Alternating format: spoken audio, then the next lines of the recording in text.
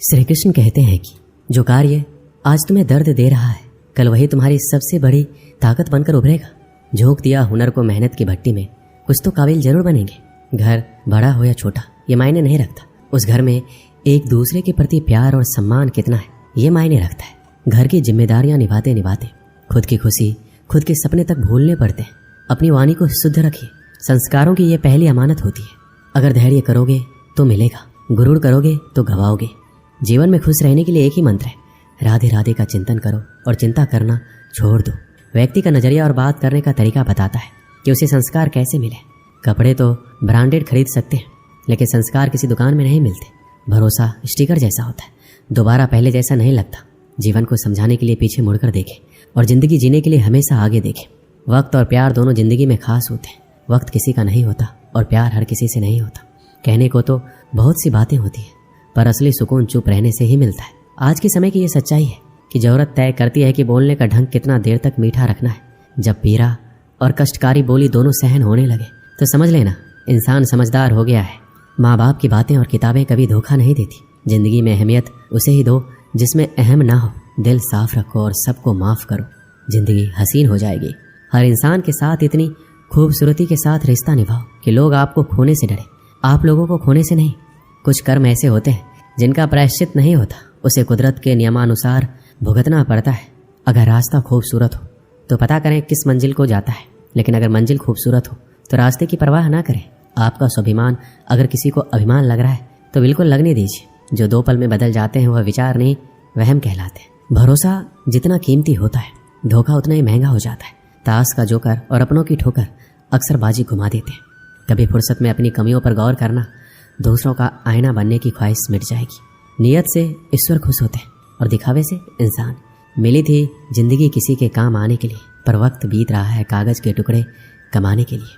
रिश्तों को बनाए रखने का सिर्फ एक ही शर्त है, किसी की कमियां नहीं अच्छाइयां देखिए। समय उनका इंतजार करता है जो उसका इस्तेमाल करना जानता है। समय दिखाई नहीं देता लेकिन बहुत कुछ दिखा जाता है। अकेले ही गुजरती है जिंदगी। लोग तसल्लियां तो देते हैं पर साथ नहीं। पत्थर में एक कमी है कि वो पिघलता नहीं है, मगर एक खूबी भी है कि वो इंसान की तरह बदलता नहीं है। भरोसा उस पर करो जो तुम्हारी 3 बातें जान सके, हंसी के पीछे का दर्द, गुस्से के पीछे का प्यार और आपके चुप रहने की वजह। जल्दी जागना हमेशा ही फायदेमंद होता है, फिर चाहे वो नींद से हो या अहम से या फिर वहम से। प्रशंसा चाहे जितनी कर लो, अपमान सोच समझ कर करना, क्योंकि अपमान वो उधार है जो अवसर मिलने पर ब्याज सहित लौटता है। जीवन एक ऐसा रंगमंच है जहाँ किरदार को खुद पता नहीं होता अगला दृश्य क्या है।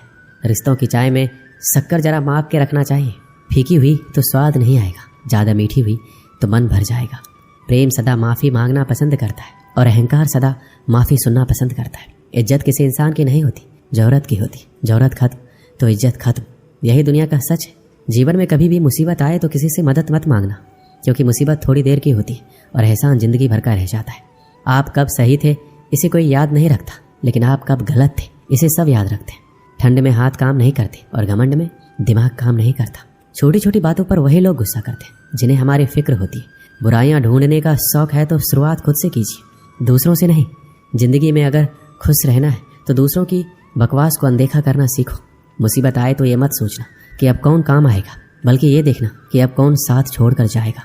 किसी ने सच ही कहा है, इंसान आपका मोल कभी नहीं समझ पाएगा जिसके लिए आप हमेशा हाजिर रहते हैं। सच्चे व्यक्ति को खुद के ऊपर घमंड तभी आता है जब सच्चाई के साथ अड़िग होकर खड़ा होता है। माचिस किसी दूसरी चीज को जलाने से पहले खुद को जलाती है। गुस्सा भी एक माचिस की तरह है, ये दूसरों को बर्बाद करने से पहले खुद को बर्बाद करता है। रिश्ते निभाने के लिए बुद्धि नहीं, दिल की शुद्धि होनी चाहिए। इंसान ही इंसान का रास्ता काटता है, बिल्लियां तो यूं ही बदनाम है। घमंड के अंदर बुरी बात यह होती है कि वो आपको कभी महसूस नहीं होने देगा कि आप गलत हो। एक सच्चे मित्र की पहचान केवल संकट के समय होती है और एक मूर्ख व्यक्ति की पहचान खुशी और दुख दोनों के समय पर की जा सकती है। लोगों को वक्त देना सीखो, रिश्ता खुद मजबूत हो जाएगा।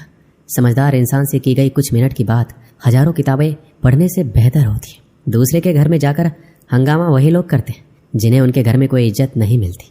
चैन से जीने के लिए 4 रोटी 2 कपड़े काफ़ी, पर बेचैनी से जीने के लिए 4 गाड़ी और 2 बंगले भी कम हो जाते हैं। जो आपके खुश होने पर खुश और दुखी होने पर दुखी हो जाए, उससे ज़्यादा प्यार आपको कोई नहीं कर सकता है। जब तक तुम्हारे पास पैसा है, दुनिया पूछेगी भाई तू कैसा है। लोग आईना देखना छोड़ देंगे अगर आईने में चित्र की जगह चरित्र दिखाई देगा तो। कड़वा सत्य, किसी भी व्यक्ति को ज़्यादा सुधारना चाहोगे तो आपका दुश्मन बन जाएगा। जब कोई नया मिल जाता है तो पुराना रिश्ता ऐसे खत्म हो जाता है जैसे कभी था ही नहीं। छोटी सी होती है ये जिंदगी, इसे हंसकर जियो, क्योंकि लौटकर सिर्फ यादें आती है, वक्त नहीं। जिनको खुद के ऊपर हौसला होता है वो अक्सर ही दूसरों के हाथ के नीचे इतराया नहीं करते। पैरों में लगने वाली चोट हमें संभल कर चलना सिखाती है, वहीं मन में लगने वाली चोटें हमें संभल कर जीना सिखाती है। एक गांव में एक जमींदार था। उसके पास बहुत सारा धन था। 200 बीघा खेत, अनेक गाय, 10-12 बगीचे और एक बड़ा सा तालाब था। अनाज से उसका घर भरा रहता था। बर्तन भर के दूध, दही, घी रहता था। 100 टोकरी रोज बगीचे से फल आता था। तालाब में अनगिनत मछलियां थी। जमींदार के चारों तरफ से ही धन आता था। बगल के गांव के लोग भी उससे अनाज, फल, मछलियां आदि लेने आते थे। उसे किसी भी चीज की कमी नहीं थी। उसका जीवन एकदम आराम से चलता था। जमींदार का एक बेटा था, राम प्रसाद। जमींदार के मरने के बाद कामकाज का सारा जिम्मा राम प्रसाद पे ही आ गया। राम प्रसाद को घर बैठे ही सारी सुविधा मिल रही थी। वह बहुत खुश था। कुछ दिनों बाद धीरे धीरे उसके धन में कमी होने लगी। अन्न भंडार खाली होने लगा। गायों का दूध कम हो गया। बगीचे से फल मिलने बंद हो गए। तालाब से मछलियां गायब होने लगी। अब राम प्रसाद दुखी और परेशान रहने लगा। धीरे धीरे उसका तबीयत भी खराब होने लगा। उसकी तबीयत के बारे में सुन के उसका हाल पूछने के लिए गुरुजी उसके घर आए। राम प्रसाद ने उनका बहुत अच्छे से स्वागत किया और सेवा में कोई कमी नहीं छोड़ा। लेकिन गुरुजी बिना बताए ही समझ गए कि राम प्रसाद ठीक नहीं है। वह अंदर ही अंदर बहुत परेशान है और उसी की वजह से बीमार भी पड़ा हुआ है। फिर भी उन्होंने राम प्रसाद से पूछा, क्या हुआ राम प्रसाद, सब ठीक तो है? तुम बहुत उदास लग रहे हो। तब उसने कहा, क्या बताऊं गुरुजी, कुछ समझ नहीं आ रहा है। मेरा सारा धन दौलत खत्म होता जा रहा है। इसी की चिंता से मैं बीमार हो गया हूँ। अब आप ही कुछ उपाय बताइए जिससे मेरा धन दौलत पहले जैसा हो जाए। तो गुरुजी ने कहा कि तुम चिंता मत करो, सब ठीक हो जाएगा, सब पहले जैसा हो जाएगा। सबसे पहले तुम मुझे अपना दिनचर्या बताओ। तो राम प्रसाद ने बताया, गुरुजी चिंता के कारण रात में जल्दी नींद नहीं आती, इसलिए सुबह देर तक सोता रहता हूँ। फिर स्नान करता हूँ, उसके बाद भोजन और फिर दोपहर में सो जाता हूँ। फिर जब सोकर उठता हूँ तो शाम के समय अपने मित्रों के साथ बिताता हूँ। फिर रात को जब बिस्तर पर जाता हूँ तो वही चिंता सताने लगती है, इसलिए मुझे सोते सोते देर हो जाती है। गुरुजी ने कहा, क्या कभी अपने खेतों में घूमने जाते हो या नहीं? तो उसने बताया, नहीं गुरुजी, मैं कभी नहीं जाता हूँ। मेरा सारा काम मेरे नौकर चाकर करते। गुरुजी समझ गए कि अपने कारोबार का देखभाल न करने के कारण इसकी ये बुरी हालत हुई है। उन्होंने राम प्रसाद से कहा कि मेरे पास एक उपाय है, यदि तुमसे ये काम हो जाएगा तो तुम्हारी धन दौलत दोबारा वापस आ सकती है। राम प्रसाद ने तुरंत हाँ बोल दिया। फिर गुरुजी ने कहा, सप्ताह में किसी एक दिन स्वर्ग से एक बहुत सुंदर अद्भुत चिड़िया आती है जो सुबह 4 बजे तुम्हारे बड़े वाले तालाब के किनारे पर बैठती है। वह इतनी सुंदर है कि उसे देखते ही किसी भी इंसान का सारा दुख दूर हो जाता है। वह सुखी, स्वस्थ और संपन्न हो जाता है। यदि तुम एक बार भी उसका दर्शन कर लोगे तो तुम्हारा सारा दुख दूर हो जाएगा और तुम एकदम पहले की तरह स्वस्थ हो जाओगे और तुम्हें कभी भी धन की कमी नहीं होगी। सबसे पहले तुम्हें सुबह उठकर अपने भंडार घर, गौशाला, खेतों, बगीचों को प्रणाम करते हुए तालाब के पास पहुंचना है। वहां सप्ताह में किसी भी दिन तुम्हें वह स्वर्ग वाली चिड़िया दिखाई दे सकती है। गुरुजी इतना बोलकर अपने घर वापस चले गए। दूसरे दिन राम प्रसाद सुबह 4 बजे उठकर सबसे पहले अपने अन्न भंडार की तरफ गया। वहां उसने देखा कि उसका एक नौकर 4 आदमियों के साथ भंडार घर से चावल की कुछ बोरियां निकालकर वहां खड़ी बैलगाड़ी पर लाद रहा है। तब वह नौकर राम प्रसाद को देखा तो डर के मारे थर-थर कांपने लगा। उससे माफी मांगने लगा।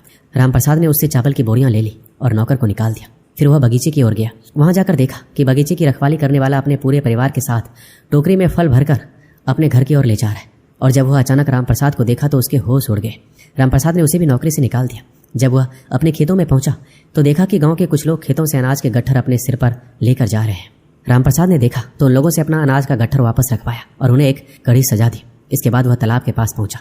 वहां कुछ लोग तालाब में जाल डालकर मछलियां पकड़ रहे थे। राम प्रसाद को देखते ही वह जाल छोड़कर भाग गए। राम प्रसाद बहुत देर तक उस चिड़िया का इंतजार किया, लेकिन वह चिड़िया उसे कहीं नहीं दिखी। फिर वह वापस अपने घर आ गया। राम प्रसाद अपने पुराने नौकर को निकालकर दूसरे नौकर को काम पर रखा। दूसरे दिन जब वो दोबारा उस अद्भुत चिड़िया को देखने निकला तो उसने देखा कि भंडार घर के सारे नौकर सो रहे हैं, कोई काम नहीं कर रहा है। फिर उसने सबको जगाया और अच्छे से काम करने को कहा। इसी तरह सब जगह घूम घूम कर देखा और सबको अच्छे से काम करने को कहा। तीसरे दिन जब वह सुबह बाहर निकला तो देखा कि उसके सारे के सारे नौकर बड़ी लगन से काम कर रहे हैं। कोई भी नौकर आलसपन नहीं दिखा रहा है। लेकिन उस दिन भी वह अद्भुत चिड़िया दिखाई नहीं थी। अब उसके यहाँ काफी दूध, फल और अनाज होने लगा। 1 हफ्ते के अंदर ही उसके घर की स्थिति में काफी सुधार हो गया। सब हरा भरा हो गया। भंडार घर अनाज से भर गया। गायें अधिक से अधिक दूध देने लगी। खेतों में फसल लहलहाने लगा और तालाब में मछलियां भी दिखाई देने लगी। लेकिन अभी भी वह चिड़िया दिखाई नहीं दी। एक दिन फिर गुरुजी राम प्रसाद के घर आए। राम प्रसाद ने खुशी खुशी उनका स्वागत किया। इस बार उसके चेहरे पर उदासी नहीं बल्कि खुशी दिख रही थी। गुरुजी ने उससे पूछा, कैसे हो राम प्रसाद, सब ठीक चल रहा है? और स्वर्ग वाली अद्भुत चिड़िया दिखी कि नहीं? राम प्रसाद ने गुरुजी से कहा, नहीं गुरुजी, आपके कहे अनुसार मैं रोज तालाब के पास जाता था। आज 7 दिन हो गए लेकिन अभी तक वह चिड़िया मुझे दिखाई नहीं दी। तब गुरुजी ने कहा, क्या तुम्हें पहले से ज्यादा अनाज, फल और दूध नहीं मिल रहे? राम प्रसाद ने कहा, हाँ गुरुजी, ये तो है। ये सब चीजें मुझे पहले से अधिक मात्रा में मिलने लगी है और अब मुझमें कभी थकावट नहीं होती है, बल्कि पहले से ज्यादा स्फूर्ति आ गई है। पर गुरुजी, आप मुझे ये बताइए कि अभी तक मुझे उस अद्भुत चिड़िया का दर्शन क्यों नहीं हुए? क्या मैं वहाँ जाने में देरी कर देता हूँ? तब गुरुजी ने बताया, देखो रामप्रसाद, मेहनत ही स्वर्ग का अद्भुत चिड़िया है। मेहनत से हमें सुख और समृद्धि प्राप्त होती है। अगर तुम इसी तरह मेहनत करोगे तो तुम्हें मेहनत का फल अवश्य मिलेगा, और तुम अपने काम धाम पर ज़्यादा से ज़्यादा ध्यान दोगे तो तुम चारों तरफ से संपन्न रहोगे। कोई दुख बीमारी तुम्हारे पास नहीं आएगी, और सुबह सुबह उठकर सूर्य की पहली किरण लेने से भी तुम्हारा शरीर स्वस्थ रहेगा, और ऐसे ही धीरे धीरे तुम्हारे चेहरे पर चमक आ जाएगी। गुरुजी की कही सारी बात रामप्रसाद को समझ आ गई। वह जान गया कि मेहनत करने से ही लक्ष्मी की प्राप्ति होती है। उस दिन से वह वैसा ही करने लगा जैसा उसको गुरुजी ने कहा था। इसलिए कहते हैं कि मेहनत का फल हमेशा मीठा होता है। दोस्तों, इस वीडियो में बस इतना ही। मिलते हैं अगले वीडियो में। अपना ख्याल रखिएगा। जय श्री कृष्ण।